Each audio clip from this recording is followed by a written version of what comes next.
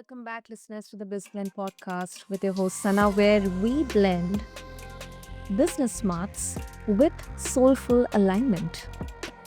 Now, today's episode is for the women of faith out there who feel called to build something impactful without compromising their values or their sanity.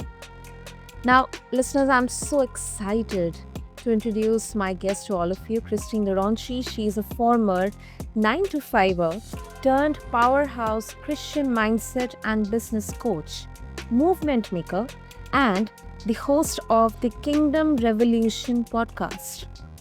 Kristin is here to challenge the status quo, listeners, and help faith driven women step out of burnout and get into divine alignment, building businesses by God's design.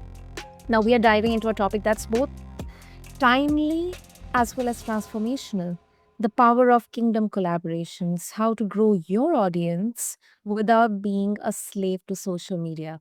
So, if you are sick of chasing the algorithm, if you are sick of chasing the numbers, and you want to grow with grace and purpose, you are in for a treat, listeners. So, let's quickly dive into this beautiful, profound conversation. So, Christine, welcome to the show, and it is such an honor having you with us.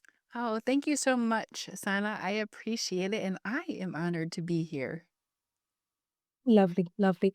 So, Christine, first of all, as a podcaster myself, and someone who's building multiple platforms, I constantly kind of wrestle with the pull of visibility versus values. There's a huge dilemma sometimes in my heart, that whether I should go with what I uh you know align with my values, or something which gets more visibility, which is more viral. And that hustle culture still creeps in, and I guess even in kingdom centered circles. So what was that moment for you where you decided, no more striving, I'm just doing this with God, not just for him? Yeah, so there's quite a few moments where that took place, but the main one where that actually took place and I discovered that I need to do this with my heavenly board of directors, just not for God, was when I was on that struggle bus of doing striving, that hustle, showing up on social media, adding value, posting in that vicious audience building cycle. I finally said, Lord, I know that you're calling me to this online business space to make impact and income so that I can come home. So why isn't this working? And it kind of was like a brick that hit me on the head. I heard, you're doing this for me, not with me. And that's when everything started to change and shift. And I realized that I needed to do this with him and in alignment with where he's taking me. Hmm. That is so beautiful. That is really beautiful, Christine. Thank you for sharing that. Okay, so now, coming to your story, it is so powerful. I mean, what I am aware about, that you went from $27 in 2 years to building a movement. So, what shifted spiritually and practically that changed everything in you? Yeah, so I always cringe when I tell that story, but it's an important story that needs to be told because we it's online business and solo entrepreneurship. It's not easy and it is a struggle. And for anyone that tells you that you can do this thing quick, like this get rich quick type of business, that's not true at all. I even had invested in a coach and mentor, and after almost 2.5 years of struggle, it Mhm. was still only make I just made $27 in my business. Thank the Lord, I was at a 9 to 5 and I had that to, pay my bills, and it was a blessing to support my family, Mhm. but I took a step back. I'm like, "Okay, something has to change." And that's when, right, the Lord's like, "Well, you're not doing this with me. You're just doing it for me. You're saying you're doing it with me, but you're not." And that's when things started to shift. And then I decided I kind of came across this collaboration strategy that I like to call my smart lead gen method now, where I saw people leveraging collaborations and relationships and hosting these online virtual events. I'm like, that's great. I want to do that. So I started being a speaker at a few events and I started to see the leads come in. I'm like, hey, I can put something like this together in a way that fits. My business and the people that I'm called to serve. And back in 2022, that's when things shifted and changed. When I hosted my first virtual event, brought in I wanna say it's probably 1,000% increase in my email list, grew it from 100 people that didn't even really want what I had to offer to over 700 amazing women that Oh, led to one-on-one sold out coaching program the rest of that year in 2022, which allowed me to turn my resignation in and stay home with our little one that was just born in back in 2021. So that is where things started to change, and I understood that there is power in relationships and collaborations. wow, that's like 7x jump. I mean, what exactly worked out for you? I mean, what do you think? And what insights from this journey and monumental increase you can, share with the other women entrepreneurs out there? Yes. So even today, we're taught to utilize social media to grow our business. And back in 2019, 18, when I started, that was kind of the thing too. And it worked a little bit better back then than it does today. But I realized through that journey that social media is not a business plan and it is not a business growth plan at all. It just led me and my clients I work with too questioning my calling because I didn't see the movement in my business. I wasn't making income and I wasn't making impact. There wasn't any revenue coming in.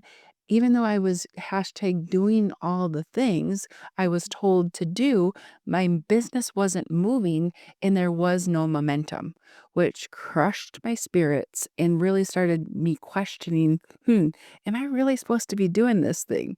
So when I realized that, hey, social media isn't working, this collaboration strategy did. And then when I used that collaboration strategy, that summit, as a catapult movement into launching and running a 3 or 5-day challenge after that, I was like, "Hey, there's something to this," because I brought in new leads of the exact people I was called to serve that weren't cold, that just found me on social media by scrolling or by some fluke saw me in a Facebook group where I was constantly spinning my wheels trying to add value. They already knew, like, and trusted me through authority osmosis from that virtual event that I hosted because I brought in strategic collaboration partners and when they invited their audience already trusted them and valued their opinion.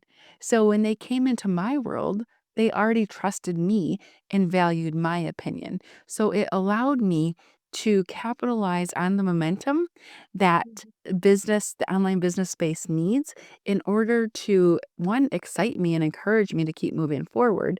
But I actually finally had people who are interested in what I had to offer and I was able to move them through that nurture phase so much quicker into a paid coaching container. Wow, yeah, those are some really, really useful insights, Christine. And talking about kingdom collaborations, um, so in a practical world as business and partnerships, what exactly does this mean to you, Christine? I mean, how can listeners, especially solopreneurs or entrepreneurs, they can practically start building aligned partnerships that honor God? Yeah. So the practical steps to start to do that is one, well, you have to know the foundations of who it is you're called to serve and how you're called to help them. And then you can look at what I like to say is look at your ideal client, know them in and out. You know the one problem, the one overarching big problem you solve for them, but your ideal client has other problems in their life as well. So if you can bring together complementary experts that will help your ideal client solve other areas of problems that they have in their life and bring them together in a mini series or an interview series or even a podcast guesting series or a virtual event, you're adding value to your ideal client and you're adding value to those that are coming in on your email list. So, the first thing to do is you need to know your ideal client in and out, and then brainstorm what other problems your ideal client might have, and then look for other guest experts who are complementary to what you do and have your ideal client that can solve those specific problems and add value to them as well. That's really, really interesting. Very noble and interesting at the same time, Christine. And then also, when we talk about especially mompreneurs or mothers who are I mean they are handling it all, there's a lot of pressure for them, especially to do it all and to be good in everything. It's kind of that template. So how do you personally navigate building a profitable, valuable business while also raising kingdom warriors at home? Yeah. So there is no balance. The world will like to tell you to find balance in your life, in your marriage, in your work. There is no balance. You just get to find harmony and figure out what works for you. And specifically for faith filled entrepreneurs, the foundation, is God first, your spouse if you're married, then, your family. And when you do that, everything does fall into place and extend yourself grace when things go crazy because they're going to. Extend Mhm. yourself grace and then follow that foundation of God first, spending time with your heavenly board of directors and asking Holy Spirit, okay, what do I do in this situation? What are the steps? You direct my steps. Are the what's the to-do list order you have for me today? And when you can do that, and lock arms with the one who's called you to the online business space, then there's more harmony than balance, and you're able to really take on the day and the Mm. week and the month. And these little boulders or trials that come in your way, uh, they don't really mess with you when you can extend yourself grace and lock arms with your heavenly board of directors. Mhm. And absolutely love that you mentioned about harmony, not balance, because practically it is not possible uh, to find that balance. It's more of a harmony that has to be. Great. So, putting up some contradiction on this, because let's look at this entire approach from both the lenses. So, some would say that um, avoiding social media, it limits your reach in today's digital world, because let's admit it that everything is on social media. How do you respond to this idea that kingdom entrepreneurs might be playing small by stepping away from these platforms? Yeah. Well, you get to choose whether or not you want to use social media and how you use social media in your business because we're not building cookie cutter businesses here. We're building businesses that are by God's design. And each and every single one of us has a unique calling, unique gifts, and a unique perspective. And your business is meant to be unique as well. I like to think, and what I teach my clients is that social media, if you choose to use it, it's your storefront. Because what do you do when you hear about someone? You go check them out on social media. You go stalk No. them. You're going to go see who they are. And if you are in business, you need to have your doors open. So I think of social media as a storefront. If we go to my website or my social media, are you going to be able to see either a recent post or a pinned post or something that says, hey, this is me. This is what I do. Go grab this resource that's going to help you solve that problem I help solve. So for those that might think, well, oh, I can't not be on social media because I'll miss out on other people. Or if I take a step away from social media or if I'm not on them at all, I'm playing small. And we know that that's not the case because your social media can be gone tomorrow. Like I lost mine, all of my accounts in January of this year, 1 week before a 9-day launch. It was the best launch I've had in my business year to date, and losing my social media accounts and all those 7,000 plus followers didn't affect anything because I harnessed the power of collaborations and growing my email list.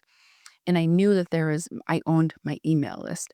So with that being said, yeah, it's not necessary. And when you post on social media, within 10 seconds, your post is gone. And people nowadays, they're on social media scrolling just to find enjoyment or to waste time. Social media is not where people go to purchase things. Facebook and Instagram, think about how you use Facebook and Instagram. You listeners, how do you use it? If you're just scrolling, we don't go there really to purchase things. Uh, Mhm. so yeah, that's what I would say about that. I agree with you. I agree with you. I mean, yes, maybe I'm not in the trend, but I believe uh, I follow a more authentic approach. I do try to extract the minimum um, idea or you know the perception of a brand or a product, or even in fact someone who I wish to follow, maybe through social media, but a more closer interaction from website or maybe physical or something which where it's more of an authentic, not exactly social media. I completely go by that. So I completely agree with you. Great. That's really a great answer, Christine. And have you ever struggled with trusting others in your mission? Because for sometimes for entrepreneurs, um, it kind of gives a fear or anxiety of letting go things out of their control when you have to really collaborate. Um, so how did you discern which partnerships were God ordained or which were not? Yeah. So full transparency in the beginning stages of my business, I did have that kind of mindset of, oh, I can't do this with this person because she'll take all my leads or the people on my email list. I don't want them to find out about her because they might utilize her services. So I did have that kind of constrictive mindset, which doesn't serve anyone, right? So it took a lot of work and spending time with my heavenly board of directors and mindset work of putting on the kingdom lens and taking off like the worldly view and know that there is no competition in the kingdom. There is no competition because each and every single one of us do things differently.